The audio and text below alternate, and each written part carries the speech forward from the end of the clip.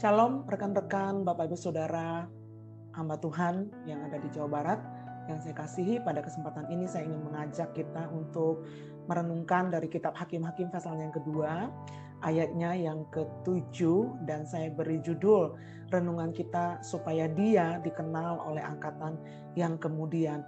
Nah, saudara-saudara, di ayat itu disebutkan, dan bangsa itu beribadah kepada Tuhan sepanjang zaman Yosua dan sepanjang zaman para tua-tua yang hidup lebih lama daripada Yosua dan yang telah melihat segenap perbuatan yang besar yang dilakukan Tuhan bagi orang Israel. Nah, saudara, sepertinya masa penghabisan atau detik-detik terakhir dari kepemimpinan Yosua, Israel mengalami puncak kejayaan dari segi kerohanian.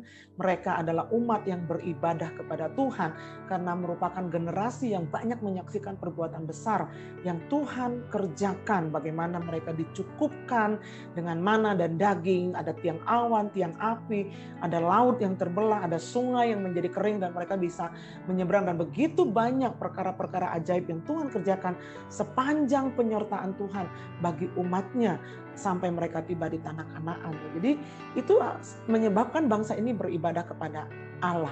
Namun setelah generasi Yosua, Israel mengalami apa yang saya sebut sebagai the lost generation. Ada generasi yang hilang, ya, karena ayat 10 dan 11 mencatat setelah seluruh angkatan itu dikumpulkan kepada nenek moyangnya, bangkitlah sesudah mereka itu angkatan yang lain yang tidak mengenal Tuhan ataupun perbuatan yang dilakukannya bagi orang Israel.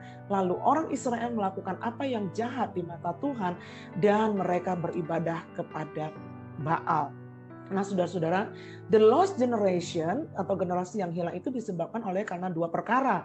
Mereka tidak kenal Tuhan dan mereka tidak kenal perbuatan yang ajaib yang dia lakukan bagi orang Israel, dan itu mengakibatkan sesuatu yang fatal. Orang Israel hidup dalam kejahatan dan menyembah kepada berhala. Ada berita yang putus di situ, ya. Nah, apakah ini kehendak Allah?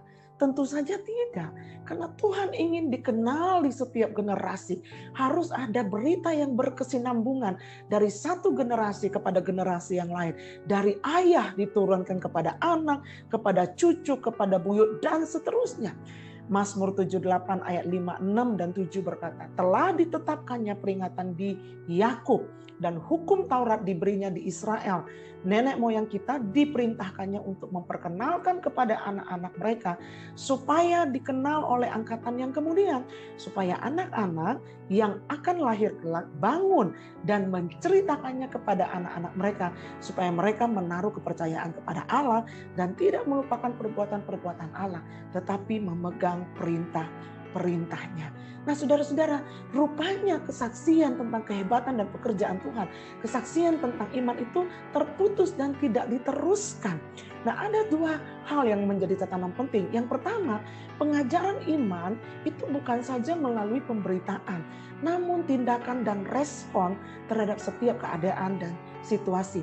Bagaimana respon kita sebagai pemimpin dalam keluarga, dalam jemaat, ketika goncangan datang, ketika keadaan tidak sesuai dengan perhitungan, ketika kita harus berespon tentang ketaatan kepada Tuhan, ketaatan kepada panggilan, ketaatan kepada pemimpin kita, semua itu mengajarkan iman orang-orang yang ada di sekeliling kita, termasuk keluarga kita dan generasi muda yang ada di sekeliling kita. Itu yang pertama. Yang kedua, apa yang sering kita sampaikan kepada keluarga kita dan generasi di bawah kita?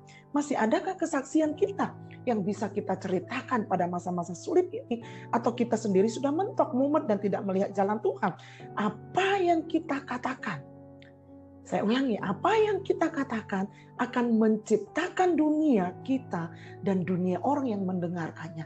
Apakah perkataan kita menciptakan iman di dunia kita dan juga dunia orang-orang yang mendengarkannya. Biarlah perkataan iman kita akan terus diperdengarkan supaya dia dikenal oleh angkatan yang kemudian. Tuhan Yesus memberkati.